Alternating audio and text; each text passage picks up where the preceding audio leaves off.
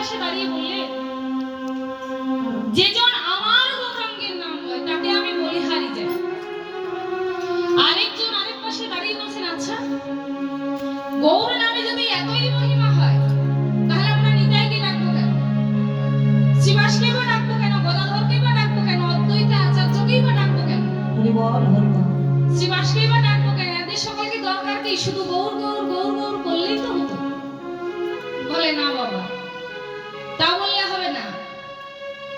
দেখবেন ঠাকুর মশাই যখন নাম যজ্ঞে আসন করেন তখন পঞ্চতত্ত্বের আসন করেন। তা বলে একজনকে মানবো আর অন্যজনকে মানবো না বললে তো হবে না। গৌরকে ডাকবো, নিতাইকে ডাকবো না, নিতাইকে ডাকবো, শিবাসকে ডাকবো না, শিবাসকে ডাকবো, গদাধরকে ডাকবো না বললে তো হবে না।